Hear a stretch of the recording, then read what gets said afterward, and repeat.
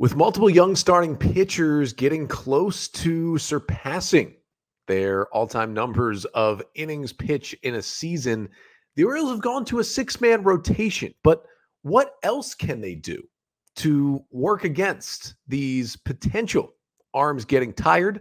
I'll answer that and more coming up on a mailbag episode of the Locked On Orioles podcast. You are Locked On Orioles, your daily Baltimore Orioles podcast. Part of the Locked On Podcast Network, your team every day. Orioles fans, today is Wednesday, August 16th, 2023, and welcome back into the Locked On Orioles podcast, part of the Locked On Podcast Network, your team every day. As always, I'm your host, Connor Newcomb, and coming up on today's episode, we are opening up the mailbag. 9 questions to get to, all from you, the listeners, spanning topics like Orioles starting pitcher workloads, the potential to re-sign a guy like Jack Flaherty, what DL Hall's role will look like, some extensions for Gunnar Henderson and Adley Rutschman, and much, much more. But that's all coming up on this episode of the Locked On Orioles podcast. Before we get there, just did want to thank you for making Locked On Orioles your first podcast listen of the day. We're free and available on all podcast listening platforms, and we're right here on YouTube. So make sure to like, comment, and subscribe to the Locked On Orioles YouTube channel. And as I talked about on yesterday's episode, we've got a giveaway going on the YouTube channel right now. To thank you all, the everydayers out there and everyone in between who has helped me surpass 4,000 subscribers on YouTube, we've got a giveaway going here on the pod. Basically, every 1,000 subscribers that I hit, we've done a giveaway. Well, this one, there it is. It is the Orioles soccer jersey, the size medium giveaway, Orioles soccer jersey from 2023 with the white and orange stripes. That is the giveaway. So you got to do 2 things to be entered to win the Orioles soccer jersey. Number 1, subscribe to the Locked On Orioles podcast on YouTube. Number 2, put a comment on either today's video or any video this week on the YouTube channel telling me what your favorite Orioles win of the season has been so far and why. So again, subscribe to the channel, comment with your favorite win and why, and you'll be entered to win the Orioles soccer jersey. Entries will close Friday at midnight. I will announce the winner on Monday's episode. Again, that is to thank you all for making Locked On Orioles your first listen of the day. For your first listen today, it is a mailbag episode. Now, you may notice the Orioles played a baseball game last night, game 2 of 3 in San Diego against the Padres. And you may notice I am not doing a recap of that game. Well, if you listen to Tuesday's episode, you kind of know the deal. If not, the lowdown is these West Coast games are tough. Back-to-back 9:40 p.m. Eastern time starts. So with Tuesday's episode, I just couldn't do the recap. Not able to stay up late enough to watch the whole game, record the show, edit the show, post the show, and then get up to go to my 9-to-5 job and not be incredibly tired.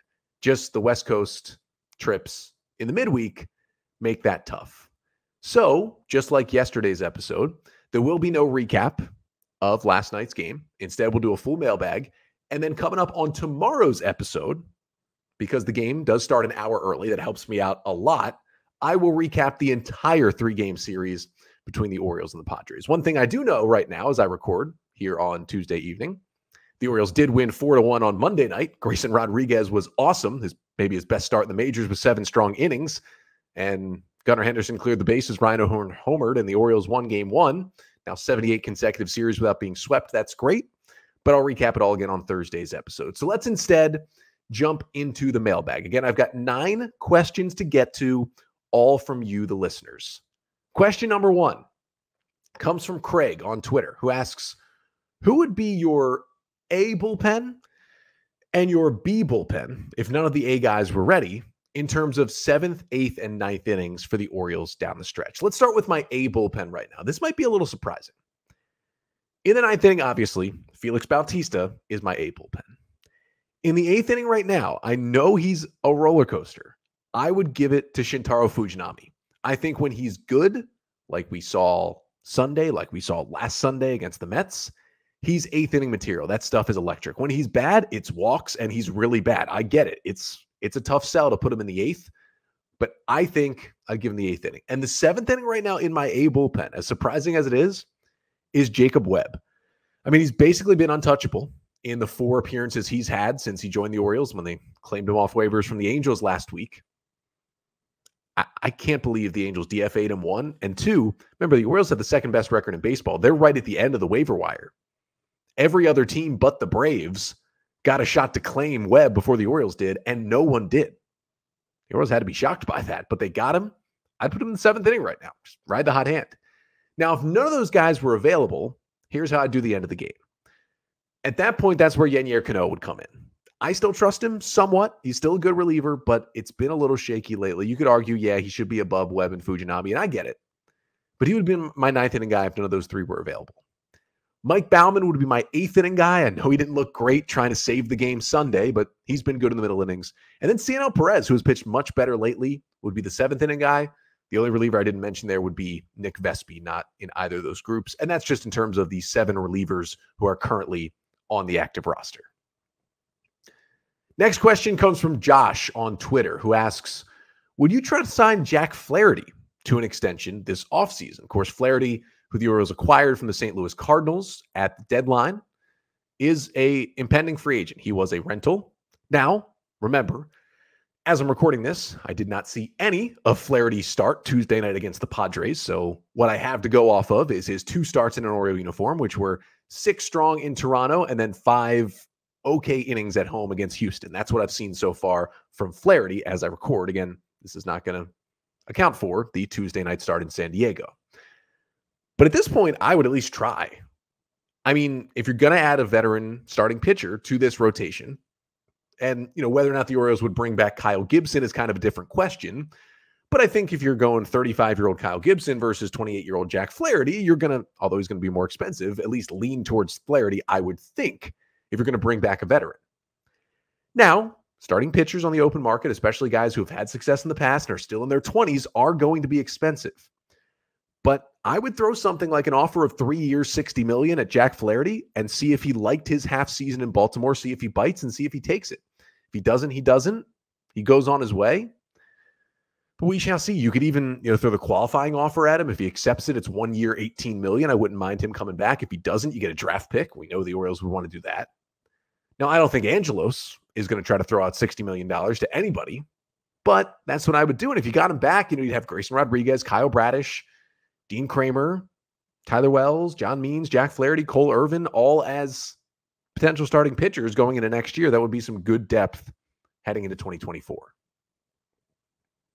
Next question comes from Roy on Twitter, who asks, a question I get asked a lot on the mailbag, but it's always good to update the answer. What does DL Hall's future look like with the Orioles at this point? And I've kind of talked about over the last few weeks or so, and maybe the last few months, that my official DL Hall position has really kind of changed recently, and now it's set in stone. Not only do I think DL Hall is going to join the Orioles bullpen at some point here, I think at the very latest, he'll be the September 1st roster expansion call-up reliever, and he could certainly be here sooner for the Orioles. But I think his long-term outlook has now officially changed to a reliever. I was still holding out hope, still a believer as DL Hall as a starter, and it could still happen. Not going to completely rule it out that he could have a future as a starting pitcher, but I just think the stuff with the command issues he has at times, just with what the Orioles need right now on the roster, who he could be if he really dedicates himself to being a reliever, that stuff could play up even more. I'm putting him in the bullpen long-term. I'm giving him, a full 4 or 5 weeks in the pen in September. Maybe he makes a playoff roster in the bullpen. You get to really see him air it out as a reliever. And I think I would send him into spring training 2024 as a relief pitcher, let him rear it up, put him in the bullpen, and let him be a reliever all of next year and beyond. That at this point would be my plan for DL Hall. We got 6 more questions to get to here on a mailbag episode. Coming up next, talk a bit about how the O's should manage the workload for their starters down the stretch, as some arms may start to get tired for these young guys. We'll talk about what other relievers or pitchers in general who are with the Norfolk Tides right now could help the O's down the stretch. And then a little question about Adley Rutschman and pitch calling with some of the pitchers he works with. That is all coming up next. But first, This episode of the Locked On Orioles podcast is brought to you by Bunches. Bunches is a social community where you can talk about sports with your fans in real time. A bunch is just a group chat for sports fans. Bunches is partnering with Locked On MLB to allow you to chat with us. So Locked On Orioles fans, I have to tell you about a new app called Bunches. Bunches is a new app built just for sports fans where you can chat sports in real time. Click the link in the show notes, the description, to join the app, or go to the Apple App Store and download Bunches now. I'm telling you, you're going to love the conversations with other Locked On sports fans. This is where fans go to chat. You have questions or comments about today's episode, chat about it right in the Locked On MLB bunch on Bunches. So download the Bunches app today, and when you do, our friends at Bunches have featured the Locked On MLB bunch in the Discover tab. You can also click the link in the description and show notes to join the Locked On MLB bunch community today. So we're back here on a mailbag episode of the podcast. 6 more questions to get to, all from you, the listeners. And we'll start here with our 4th question of the day. It comes from JR on Twitter. How should the Orioles manage the workload for their rotation down the stretch? And it's an interesting question because the Orioles have already kind of taken step 1 at this, right? They have gone to a 6-man rotation. They have entered Cole Irvin in the rotation, pitched very well, 5 scoreless innings in Seattle on Saturday in his first start back. And it gives everybody else an extra day of rest when you're going with a 6-man rotation. And that helps when really everybody else but Kyle Gibson, you have to monitor the innings and the pitches and the stretch on the arm a little bit because these are all guys who haven't really pitched this many innings, pitched this deep into a season. I mean, Gibson's fine. He's an innings eater. Irvin, especially because he hasn't pitched as much this year, will be completely fine. He's an innings eater. Jack Flaherty's interesting because, yes, in the past, he's gotten close to 200 innings, but he struggled with some injuries over the last few years and hasn't really done it since then. So you don't worry as much about Flaherty as you do with guys like Bradish and Kremer, but you still do monitor it as well. And then, of course, there's Kyle Bradish, Dean Kremer, and Grayson Rodriguez, guys who, all are at this point hitting what their previous highs were for innings in a professional season. So as we get, late into August and into September, you have to monitor that. Now, the 6-man rotation helps, giving them, that 1 day off, but they're still going to pitch every 6 days and still going to make a good amount of starts by the end of the year. I think as we get closer and into September, the O's will do even more things than the 6-man rotation to keep these guys fresh and in that rotation. One thing could be some shortened starts or some skipped starts. And I think guys like John Means, like Tyler Wells, even a DL Hall, or even potentially like an Austin Voth, or, if things got really bad, like a Keegan Aiken, could all kind of help the Orioles in this sense where you could have those guys on the roster and, you're going a 6-man rotation and then it's Dean Kremer's day, but you're saying, Dean, you're only going 4 innings today. That is it. And Dean kind of airs it out for 4 innings, and then you bring in John Means and say, give us 2 or 3 innings out of the bullpen. Then one day with Kyle Bradish, you say, Kyle, only 4 innings today. And you got Tyler Wells right there for 3 innings to back him up. Then one day, Grayson Rodriguez, only 4 innings today. And you got DL Hall there to piggyback on him for 2 innings before you get to the back end of the bullpen. I could also see some skipped starts where guys like Means and Wells would kind of fill in for them and make some starts. The other thing you can do is you can just, when you have a 6-man rotation, you can skip the starts completely. Like if the Orioles just wanted to say, you know what, we're going to skip Grayson Rodriguez's next start. He's scheduled to start in Oakland this weekend. We are going to completely skip his start. Well, the fact that you have the 6-man rotation and you have the off day on Thursday this week means you don't have to fill in that spot. You can just move everybody back up and go with a 5-man rotation for 1 turn and then pop Grayson back in there and go back to 6. That's another thing you can do to kind of limit those innings. So I think all 3 of those guys, Bradish, Kremer, and Rodriguez, will have at least 1 start skipped and may have at least 1 start shortened, like, hey, you're not going any further than 4 innings today, just to manage the workload. Now, Mike Elias has said multiple times on the record that, hey, there's no science to back up that, these innings limits help pitchers' arms and avoid injury. And that's true. There isn't really no hard data and hard science on that. So it's a balance. Like they're not going to limit the innings, it seems, specifically, but they're going to try and take the pressure off a little bit. I think that's a way that the Orioles can do this down the stretch here because they do have some reinforcements coming in terms of starters, and that will certainly help.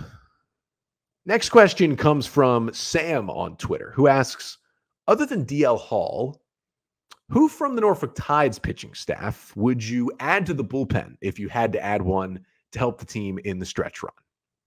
Now, my answer is kind of the easy answer. My answer would be Brian Baker. He's been with the bullpen most of the last 2 years. I still believe Brian Baker will come back and help this Orioles team. He's looked a little better in his last couple of outings out of the pen in AAA Norfolk, kind of getting that changeup back and back to the Brian Baker we saw, at times this year and especially the last 2 months of last year when he was, maybe the best Orioles reliever, not named Felix Bautista. He's got good stuff. He can help this team. But in the non-Brian Baker division, the more like off the radar a little bit, not a guy who's been with the team all year. That's Brian Baker. I'm going to say Chayce McDermott. Now, McDermott is pitching as I speak right now here on Tuesday night for the Norfolk Tides, making another start. So these stats won't include McDermott's start on Tuesday night.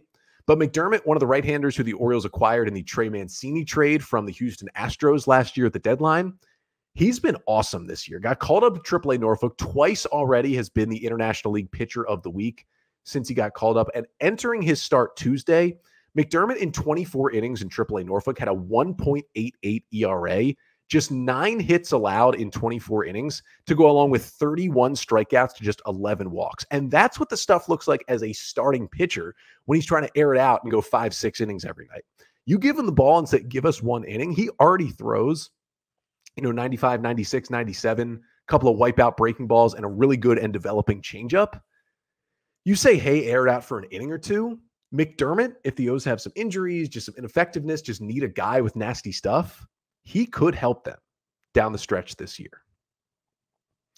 Next question comes from Tim via email, who asks, does Adley Rutschman call all the pitches when he is catching for the Orioles? This is actually a good question because, I think the assumption is that, as you get old enough, maybe into high school, maybe into college, that mostly catchers are calling all the pitches, especially in the major leagues. It is interesting with the pitch comm. So you kind of see the catcher, they'll take their glove, they'll put it over their knee, well, really their thigh, because on the thigh, right at the top of their leg guards, is the little mechanism, the buttons where they push in what pitch they want, where they want it. It goes to the pitch comm receiver that's sitting in the pitcher's hat, and they hear the pitch. They either say yes or they shake it off, and the catcher will put in another sign. Now, Adley is calling most pitches, and we get this a lot about, why did Adley call this pitch? Why did the pitcher throw this pitch? Why did they decide to throw this pitch? It's Adley calling most pitches. He's awesome. The Orioles fully trust him to do that behind the plate.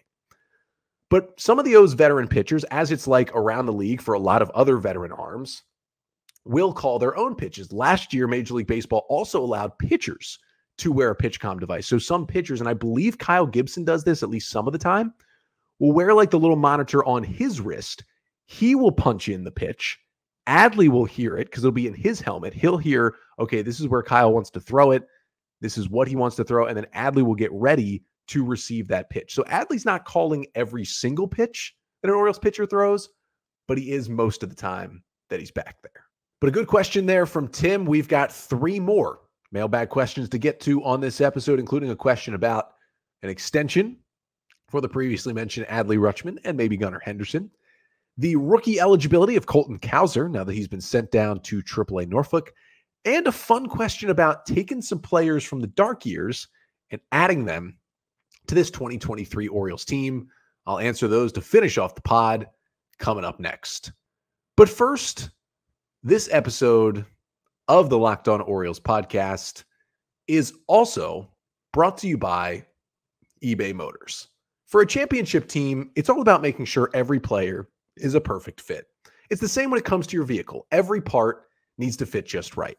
So the next time you need parts and accessories, head to eBay Motors. With eBay Guaranteed Fit, you can be sure every part you need fits right the first time around. Just add your ride to My Garage and look for the green check to know the part will fit or your money back.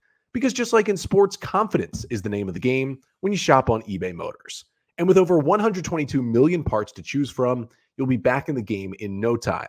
After all, it's easy to bring home a win when the right parts are guaranteed. So get the right parts, the right fit, and the right prices on ebaymotors.com. Let's ride. eBay Guaranteed Fit, only available to U.S. customers. Eligible items only. Exclusions apply. So we're back here on a mailbag episode of the podcast. I've got 3 more questions to get to here on the mailbag. But first, despite the fact that was unable to recap the first couple of games of this series because of the lateness of the starts. Game 3 is tonight between the Orioles and the Padres. I do know they won game 1 4-1, so either the Orioles are going for the sweep or the Orioles are going for the series win here in tonight's game 3. It's a little bit of an earlier start, which is really nice. Instead of 9:40, it's an 8:40 p.m. Eastern time start tonight. And Dean Kremer will take the ball for the Orioles, the right-hander with a 4.50 ERA in 24 starts this season. Coming off a good one against Houston, 7 innings of 2-run ball. And Kremer, as long as Manny Machado's in the lineup, will get to face the guy he was traded for the first time. On the other side, it's the Padres ace, Blake Snell, who the Padres decided to hold on to at the deadline. The 30-year-old lefty has been tremendous this year. 24 starts, a 2.63 ERA, 171 strikeouts in 130 innings. He's been magnificent. Last start against Arizona, 6 innings, 2 runs, and 7 strikeouts against the D-backs. Should be a good one in game 3 tonight. And you can catch every pitch of the Orioles' hometown radio broadcast between the Orioles and the Padres in the final game of the series tonight with the SXM app through SiriusXM. Just download the app and search Orioles. But I got 3 more mailbag questions to get to before we finish off the pod. This question came from Frank on Twitter, but many others asked this as well. Any chance the Orioles extend Gunnar Henderson or Adley Rutschman this offseason? And if you had to, which player would you prioritize in terms of an extension? So first of all, yes, I think there's a chance. The Orioles should certainly be talking to Adley, Gunnar, and their agents. They should continuously be talking to those guys. But between the fact that those guys know they can get a payday, and John Angelos has not thrown around any money for anything, he's too worried about, Kevin Brown stating facts on the air or somebody wearing an Orioles polo, I am not convinced he's going to extend these guys this offseason. But if I were in charge, I had the money and I was making the decision, I think I would actually prioritize Gunnar Henderson. Not that Adley's not amazing, because he is. But as Adley catches more and more and ages more and more, I think when you compare the two, like what they'll be when they hit free agency, I think Gunnar Henderson will be more expensive when he hits free agency than Adley will. Just because, some of the wear and tear on Adley's body while he's catching will wear him down a little bit. And Adley's older, right? He came up at 25. Gunnar came up last year at basically 20, 21 years old. So Gunnar's going to hit free agency much younger. He plays also a premium position at shortstop. Adley catches, but Gunnar won't have as much wear and tear on his body. I think Gunnar's bat overall is better and has a higher ceiling than Adley's does as well. So I think overall, I would actually prioritize Gunnar now because in the long run, he'll be more expensive than Adley. So it'll be a bigger money saver for the O's to try and lock him up at the moment. But again, they need to extend both these guys as soon as possible. I just have no trust in John Angelos to do anything that makes sense, let alone shell out some money for the Orioles' best 2 players. Next question comes from Dave on Twitter, who asks, with Colton Cowser going down, does he maintain 2024 rookie eligibility at this point? So the question kind of stems from the fact that, if you do finish top 2 in Rookie of the Year voting, your team is awarded a draft pick of some sort if the player is on the opening day roster. So, if the Orioles were to bring back Colton Cowser on opening day next year and he somehow won Rookie of the Year, would it play a factor? Well, first of all, I like Colton Cowser. I don't know if he's the kind of player who would win Rookie of the Year, so it might not factor in as much for the Orioles. But if it did, he's very close to the cutoff right now. So there are 2 things that can get you to actually lose your rookie eligibility. Number 1 is reaching 130 at-bats. Now, it is weird the way it's worded on MLB.com. They say at-bats. You would think it would be plate appearances, right? But they say at-bats. So Colton Cowser right now is at 61 at-bats, but he's at 77 plate appearances. So if it is at-bats, he's less than halfway there.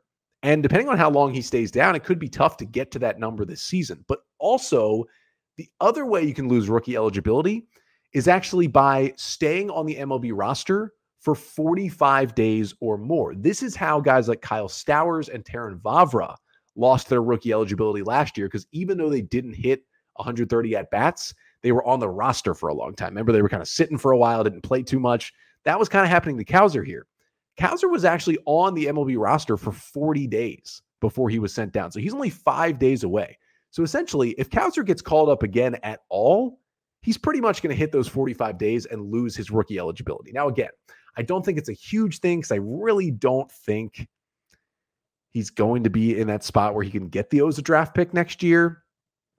You'd rather focus on this year anyway when you're trying to win a division, win a championship. And if Cowser can help you, you get him back up here. But kind of that is where he stands on his rookie eligibility.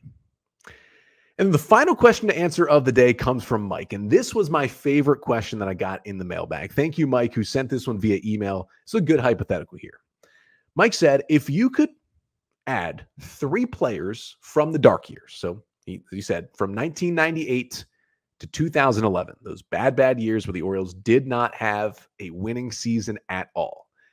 And the 3 players had to be 1 starting pitcher, 1 relief pitcher, and 1 hitter. Who would you add to this 2023 Orioles team and why? And also, I guess, who would they replace?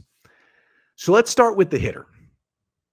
There's a couple good choices here. I looked at a Nick Markakis season in there. I looked at a Melvin Morris season in there. I think you know the one. I looked at a Brian Roberts season.